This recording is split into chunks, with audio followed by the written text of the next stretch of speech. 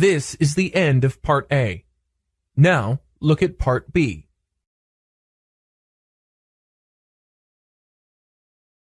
Part B.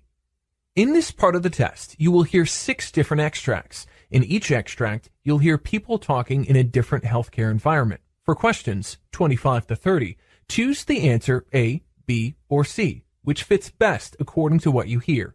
You will have time to read each question before you listen. Complete the answers as you listen to the audio. Now look at question 25. You hear a physician explaining to his nurse about skin cancer. Now, read the question.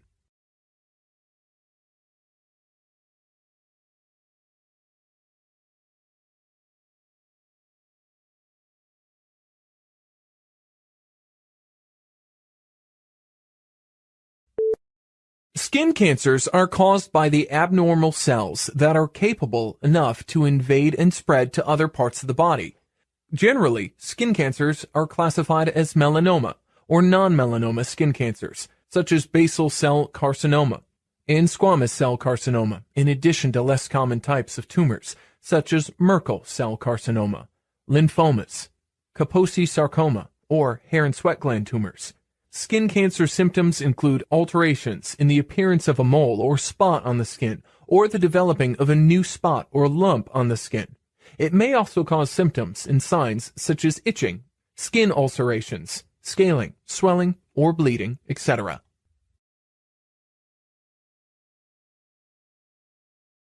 Question 26. You hear a physician explaining to his patient about depressive disorder. Now, read the question.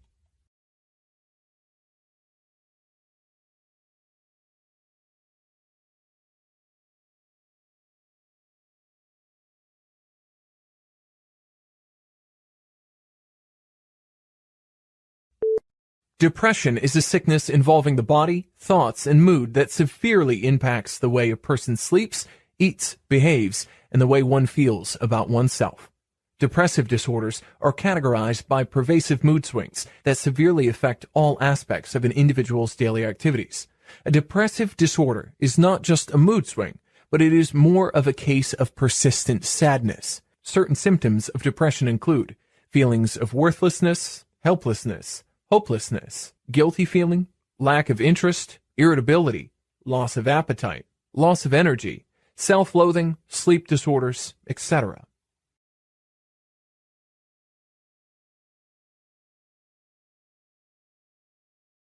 Question 27. You hear the discussion of 2 doctors about the frailty score concept in age patients. Now, read the question.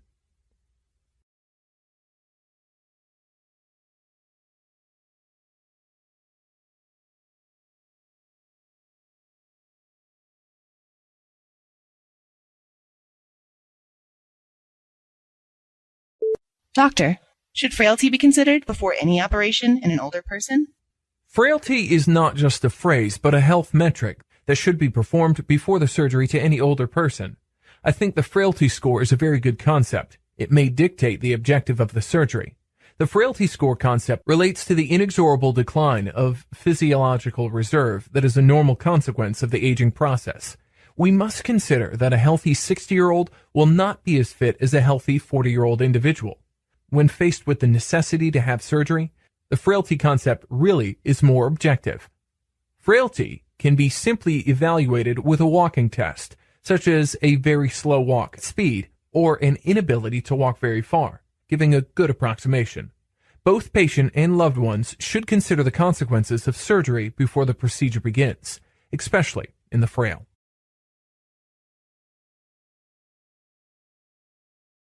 Question 28. You hear the discussion between 2 doctors about epidermolysis bullosa in children. Now, read the question.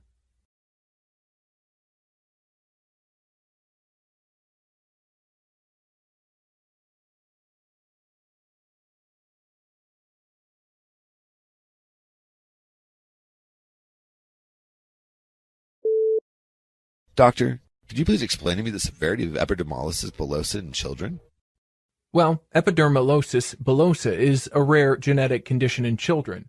The genes that cause epidermolysis bullosa may be present in other family members as well. There are 4 major categories of epidermolysis bullosa. In the case of epidermal bullosa simplex, there will be blistering, mainly on the hands and feet with little scarring, or without scarring at all. When it becomes severe, the patient will have more widespread blistering and other severe medical conditions, like blistering in the mouth and digestive tract. In the patients with milder junctional epidermolysis bullosa, there will be limited blistering that often improves with age. Patients may also have hair loss and abnormal fingernails and toenails. Children are prone to have growth and malnutrition issues. The scarring type of dystrophic epidermolysis bullosa, especially in mild cases, the blistering is primarily found on elbows, feet, and hands. When the disease becomes severe, there is a higher risk of developing skin cancer as the patient gets older. In the case of Kindler syndrome, the patients have an increased sensitivity to sunlight, in addition to blistering.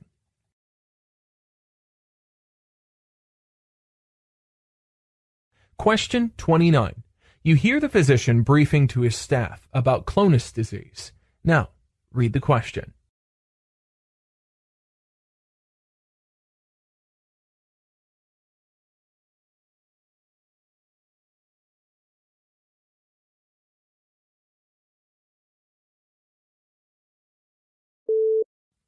Clonus is a neurological condition that is suffered when the controlling nerve of the muscles are damaged, causing involuntary muscle contractions. Often clonus spasms occur in a rhythmic pattern.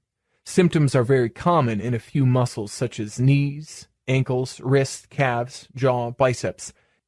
Damaged nerves results in misfire, leading to muscle tightness, involuntary contractions, and pain. Clonus causes a muscle pulse for an extended period that can result in muscle fatigue.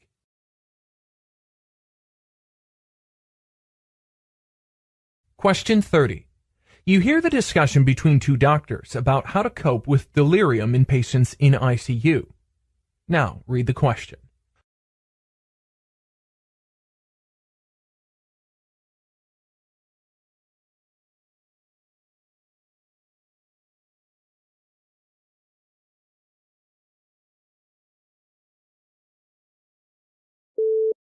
Doctor, I feel that a solution should be devised to cope with delirium in patients in ICU. What do you think? Haloperidol has been used for a long time in patients in ICU in an attempt to prevent delirium, a very severe and sometimes persistent acute confusion. According to a recent study, haloperidol is ineffective. Delirium is extremely prominent since it's strongly associated with cognitive impairments for a long term. Significantly, medications are the means that patients approach often. However, unfortunately, it's demonstrated that medications aren't the right approach always, or at least the haloperidol. Nevertheless, for delirium, there's not going to be a miracle in terms of medications.